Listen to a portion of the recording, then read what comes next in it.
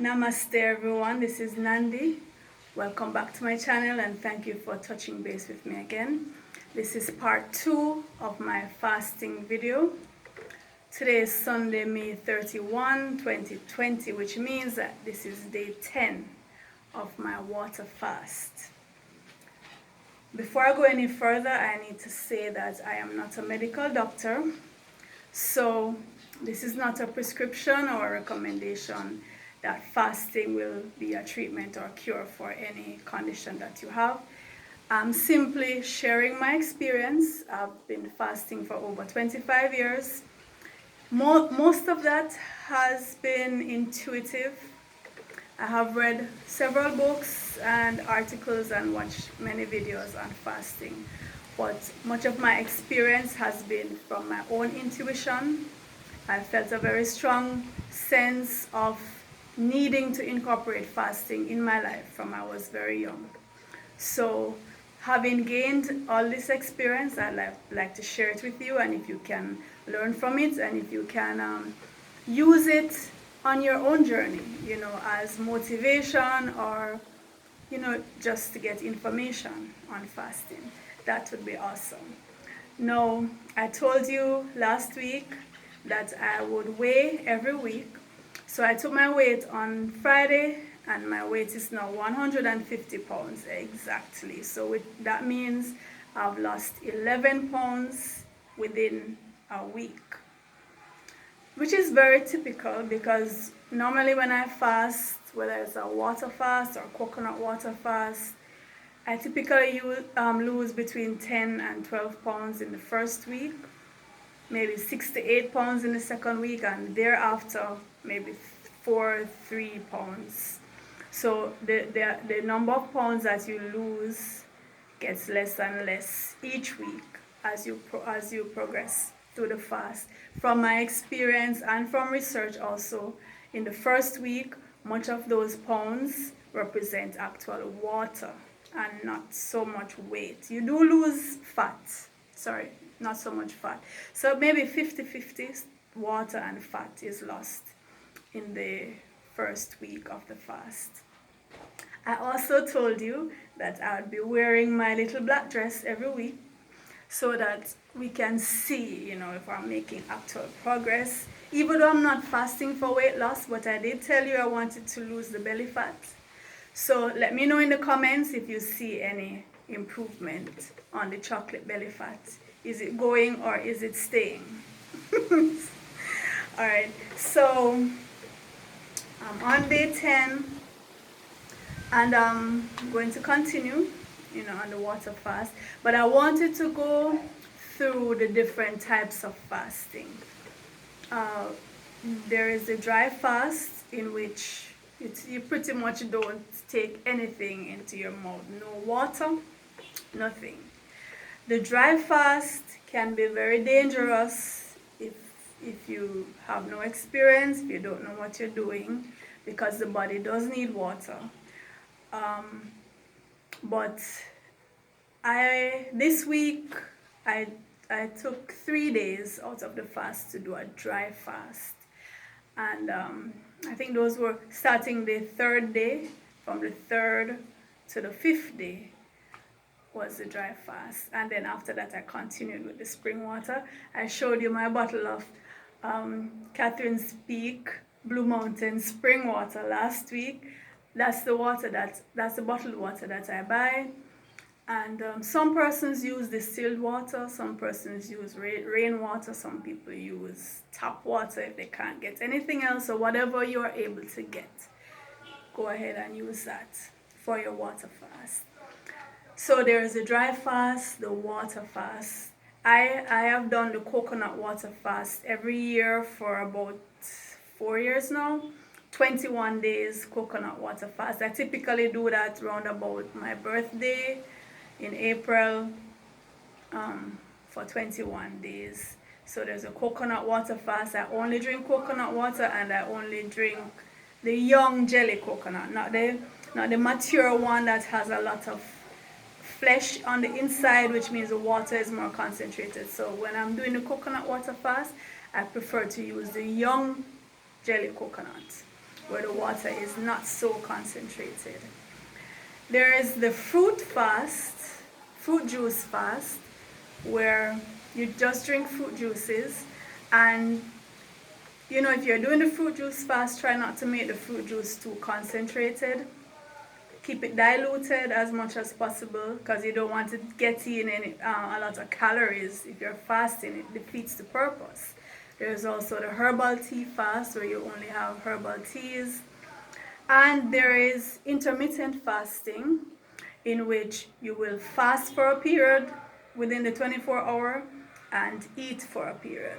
So you can break it up whichever way you want. You can have the 16-8, where you fast for 16 hours, eat for 8 hours, or the 18-6, which is my preference whenever I'm doing intermittent fasting.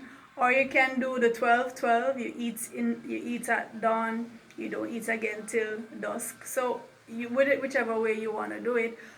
You can also have alternate day fasting, or maybe you just set aside one day each week where you just fast for that day. So it's all up to you. It's your journey, right? It's your journey. You decide how you're gonna do it. So yeah, those are the types of fasting. And of course, you have persons who fast for religious reasons, for example, Ramadan, right? For me, fasting, if it's not water or the dry fast, I don't consider, me personally, I don't consider it to be fasting, you know. It's either I'm going to do the dry fast or the water fast, coconut water. Those are the three. Because if I'm fruit juice, that's pretty much my diet. Because I eat mainly fruits or herbal teas. So to me, it wouldn't seem like it's much of a difference from my regular lifestyle. Yeah, so typically that's how I do it. Now I want to talk about the changes that I have experienced over the years when I'm fasting, the different things that you can look out for if you decide to go on the journey. So, number one, your energy level will not be as high as normal. And that is expected, right? Because you're taking in less calories. However, I typically do everything that I would normally do on a regular day. So, I'm a teacher.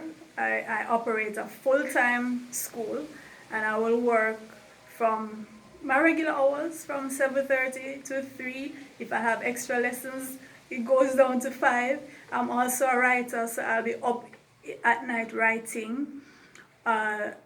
I also practice martial arts. I go to martial arts class when I'm fasting. So, well, I haven't been to martial arts since the COVID, because we're on lockdown, and now I'm having online classes for the school. So this is the best time for me to do an extended fast, because I'm at home, but I still do my laps every morning. I go out, I do 10 laps around the field. I don't jog, and this field is like the size of a typical football field. So it's a big field, so I walk 10 laps just as I normally would.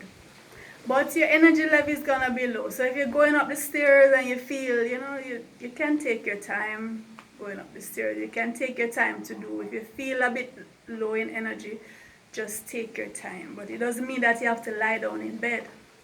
Right? You're not sick. You're just giving your body a rest. And if your body is telling you need to sit down for a while, you need to lie down for a while, then follow through with that, right? And do it. Another change is you might see your tongue getting coated with a white substance, which is really your body cleansing itself, right? And persons who are in the fasting field will tell you that you don't interfere with it, just allow it, because when you see that white coating starting to part in the middle, that means your body is about to end the whole process of cleansing till you see nothing at all. So some persons don't stop fasting until they see nothing at all. Some persons might use some coconut oil to clean the tongue. I just brush it away. You might also experience a metallic taste in your mouth. I don't always get that.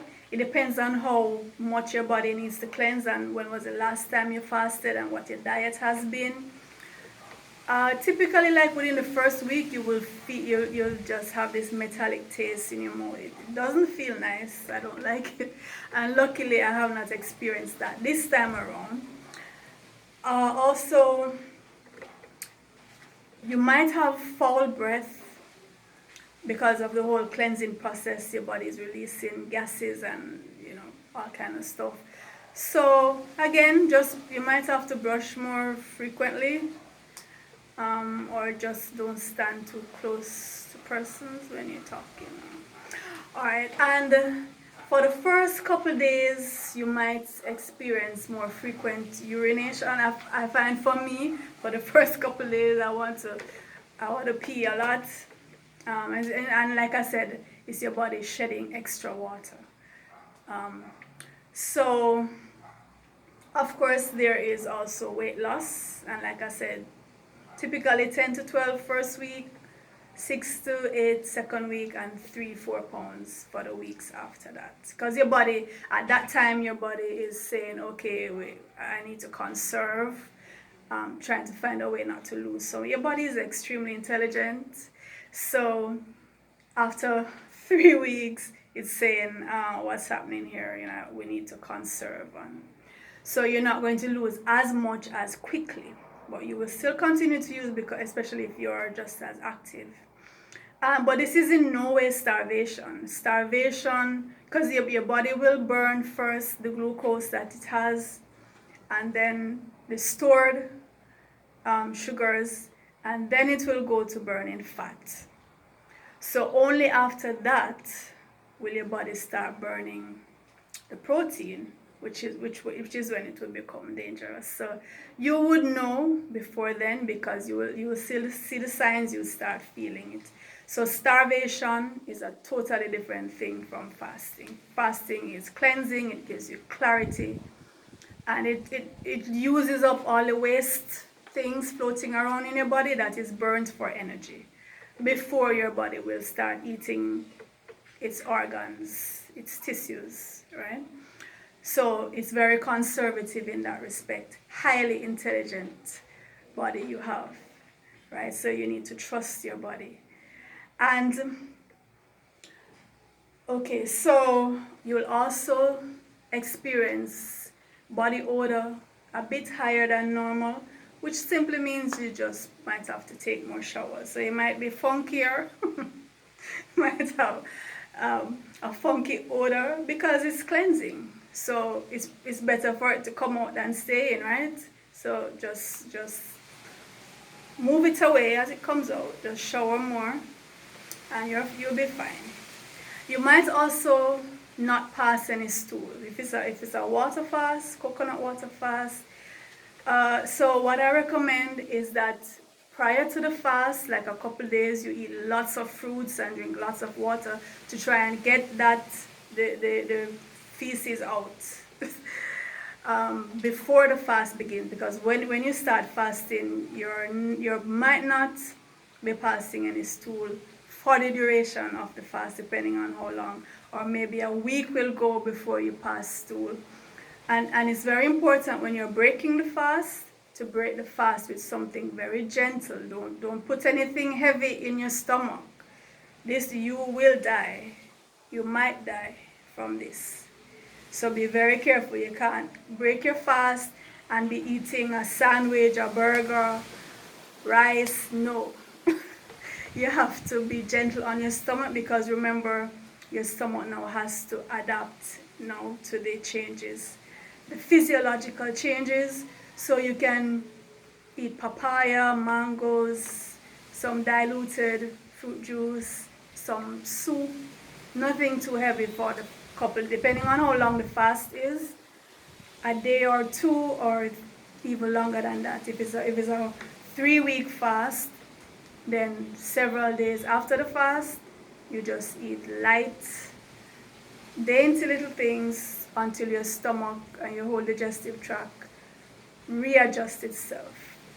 right? If you put something heavy there, this could be fatal, right? So be careful with that. Okay, so other changes, mucus, because remember this is cleansing. So you might have you'll feel the mucus draining from your sinus to the back of your throat. You might get cold symptoms, so you runny nose, sneezing, all of those things might happen. It doesn't have to happen, but you can look out for stuff like that. For me, whenever I'm fasting, my bottom lip especially gets kind of chapped right here, right? Which is, I've noticed that, but whenever I drink water, it goes away. So that's another thing you might experience. For me also, when I'm fasting, and this is something, because I'm on some fasting groups on Facebook, and this is somewhere you can go for motivation and just to keep at it once you've started. I'm on some fasting groups, and I posted, asking persons, do you experience greasy forehead? Because my forehead is very greasy when I'm fasting. I don't know why it happens, but when I wake up in the mornings, a lot of grease, a lot of oil just on my forehead. And it doesn't happen when I'm not fasting. I don't know. If you know what causes that, you can tell me in the comments. I've been trying to find out why, or maybe it's just my precious body. That's just one of the unique things that it does, perhaps. You might get dizzy when you're when you're standing from a seated position or a lying position. So try not to just get up. Just take your time, slowly get up, because when you do anything quickly during the fast, you might get dizzy. So to avoid that, just do it in stages. Get up a little, wait for a while, sit up for a while, and then you stand. And don't use it as an excuse to not do chores. I know some of you. So you can still do your chores, just do it a little slower. Okay? A little slower. Now, the cravings and hunger should go away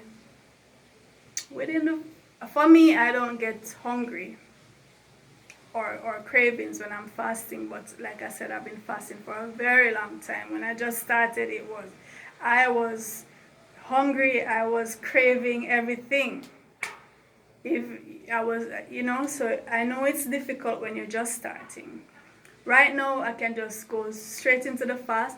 I'm very ritualistic though. I'm very ritualistic in the sense that I like to fast on a specific, I like to say, okay, today's Monday. I'm going to start fasting on Monday. Or I'm going to start fasting the first of the month. Or I'm going to start fasting on my birthday. I love rituals like that. So, but once that day comes, I'll just snap right into it. And typically, for example, if I'm fasting the Monday, I'll eat the Sunday night, and then that's it. So another thing you have to look out for, the people around you, your loved ones, your friends. If you let them know that you're fasting, they might express concerns about your health. And even if you don't tell them, they will notice that you're not eating. What's up? You're not having breakfast with us. You're not whatever. So they will notice, and after a while they will ask. So just explain to them. Don't shun them. Don't hide away, and just explain what you are doing, because they have genuine concerns. They will think you are going to die. And like my children will come to me and begging me to eat, even though they've seen me do it. I mean, they will say something, but they know I'll be fine because they've seen me do this over and over again. But they will still be kind of edgy, so your loved ones will express concern. Don't chase them away. Just explain to them what is happening. And I know that if you're just starting, especially, you might feel daunted. I told you last week when I did the very first fast I did, I was around 17, 18, and I went the day, and by that night I was in the kitchen frantically mixing the batter to make dumplings, to make fried dumplings, right? So, which is one of the worst things you could eat after a fast, as I told you. But it takes time, it takes practice. So I know some of you're gonna go the first day and you're gonna see everybody else having dinner. You know, you might start getting dizzy, and when the dizziness comes and you say, oh my God, I'm dying, I need to get a double cheeseburger with fries and Hershey pie, or I'm going to die. No, you are not going to die. You do not need a double cheeseburger with extra fries or pie. You're just being a drama queen, okay? We know you're just being a drama queen. You will not die on the first day. I'm here to guarantee that much. That much I will say. One day of fasting will not kill you. Alright, so you just need to maybe not go near where other persons are eating, right? Find something else to do. Don't sit around the table with your glass of water and they're having XYZ, and you know how much you love XYZ. Don't do that to yourself. Stay away, find something else to do, and you know, you'll get through it. And let me tell you, once you get past that first day, you're gonna feel so empowered. When you get past that first day and you wake up and you pinch yourself and you're still alive, you're going to feel so accomplished. And then the second day pass and you're gonna say, hey, I can do this. And let me tell you, after the third day, you're gonna feel like you can go on and on and on, because there will be no hunger, no cravings. You're just gonna feel like you could go on and on and on forever. Okay, I guarantee you that much. From my experience, that's how it has been. No, I should tell you, when was it? On Friday night, for the first time that I've been fasting, the very first time, I dreamt. No, it wasn't in the night. I had an afternoon nap. And for the first time, I dreamt about food during my fast. I was sleeping and I dreamt that I went into the fridge and I was searching for bread and soy cheese. No, I was frantically searching for bread and soy cheese, and I couldn't find any soy cheese, but I found the bread and I found some margarine, and I made a bread and margarine sandwich in my dream. And let me tell you, I was killing that sandwich, okay? I was getting into that sandwich, and then I woke up and I was saying, oh my God, it's the first time ever. I don't remember ever fasting and dreaming about food. So I think my body was just saying, okay, you know, it's just going through the works. Yes, so it's used to eating. So it's gonna express that. And you know, dreams are expressions of our longings. But in real life though, I don't experience cravings or hunger when I'm fasting. And this is as a result of experience. I used to. Alright, so that's it for my part 2. Please look out for part 3, where I'll be either wrapping up the fast or I'll be going further with the fast. I don't know. It all depends on how I feel, how my body feels, what my body tells me needs to be done. So please look out for part 3.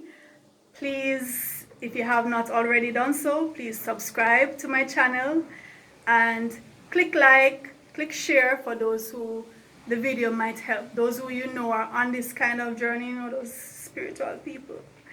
Or persons who are fasting for health. If they want to take it upon themselves to go on this journey, they can learn from it. Click share, you know, let them benefit from the experience that I've had. And if you are a faster and if you are about to embark on fasting, please let me know in the comments what your experience has been, what were your challenges, what were the obstacles, how long did you go, you know, and what were the results. Was it worth it? Let me know, and I'll see you next time. Thanks again for joining me. This is Nandi. Bye.